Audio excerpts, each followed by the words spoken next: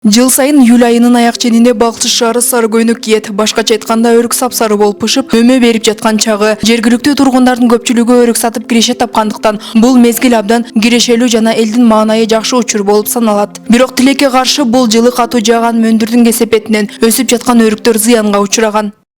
Табигый да кырсыктар болот экен да. Үшүк деген бар экен. Үшүктөн өтүп кетсе мөндүр деген болот экен. Андан кийин туруп эле өзү бир шамал менен чоң мөндүр жамгырлар менен түшүп калат да. Анан быйыл мына кабалын көрүп атасыздар. Аябай жакшы байлаган да.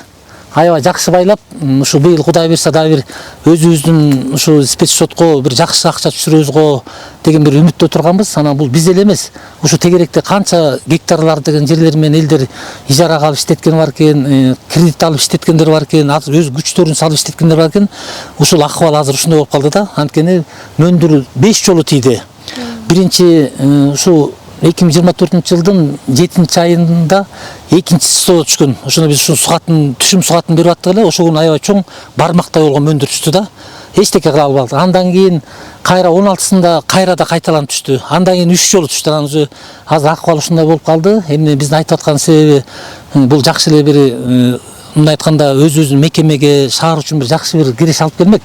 Анан Кудай таалам буйрук экен ушундай болуп калды. Шаардагы жергиликтүүлөрдүн көбү туризм тармагында иш алып барат. Экинчи кирешелүү тармакты атап айтканда ички дөң продуктунун басымдуу бөлүгүн айыл чарбасы түзөт. Маселен, көлдүн өрүк жана алмасы ички рынокто жакшы бааланып, чет өлкөлөргө экспорттолот.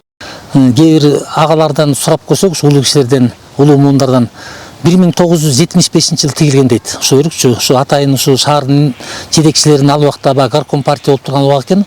Ошондо чоң инициатива көтөрүшүп, демирге көтөрүшүп, анан ушу өрүктү лесхоздун атайын жашылдандыруу мекемеси деп тигип анан ушул жерге отургузган экен да. Ушу балыкчынын башынан баштап биягы ушу деу үйлөрдүн ар жагына чейин дейт да. Андан кийин ортодо өткөнү мамлекет карап, андан кийин канча заман баягы эмелер алмашкан себептүү союз тарагандан кийин биздин ушу коммуналдык эмеге өткөн экен, мекемеге. Аяктан ушу тазалык мекемеси иштетип караган экен. Ушу жерде 4 гектар жер да. Андан кийин ушу ортодо 2006-жылы ижарага берилген экен бул. Атайын официальный документтөрдө берилип, ушул жерде баке иштетип, ушу маянасы ушу бир аз өлчөмүндө төкчүкөн да, албай цифрасы айтпаганда.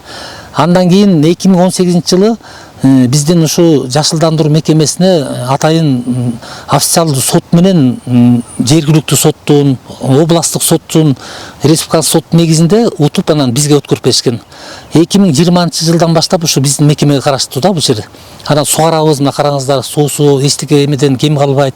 Ичи токой болуп кеткен, тетигинин баары кыйылып, ушу 3-4 жылдан бери обработка кылып жасалып келатат. Бир өрүк алыш үчүн араң бир жетчилек са, эми азыр болсо акырын көрүп атасыздар акыбалын. Анан 2020-жылдан баштап биздин мекемеге көп киреш алып келди да бул. Кудай буйрса мына биз баягы өзүнүн спецсчет деп коет, ошого көп каржылап алып келди. Сары кыздын тою деп аталган бул мезгилди шаар тургундары чыдамсыздык менен күтүшөт. Анткени айрымдар өрүктүн акчасы менен кутулабыз деп алдын ала карыздап оокат алса, айрымдар балдарынын окуусуна же күзгү камылга үчүн бааны эртелеп бычып коюшат. Учурда дүңүнөн сатылган өрүктөргө мөндүр тийип, жараксыз болуп жаткандыгы багбандарды түйшөлтүүдө. Быйыл да ошо жакшы ойлор бар эле. Ушундай акыбалга туш келип калдык да. Анткени мына эмне дегенде жана спецсчет деген акчадан биздин өзүбүздүн ишкананын ушу эмне шаймандар керек болсо ошону алган укук берген да, атайын уставыбызда уруксат берилген мыйзам түрүндө. Шаардык кеңештин атынан, мэриянын атынан ошондой акчаңыздарды өзүңөр пайдаланганга, мисалы үчүн кайчы алабыз, жанагындай чөп кырккан станокторду алабыз.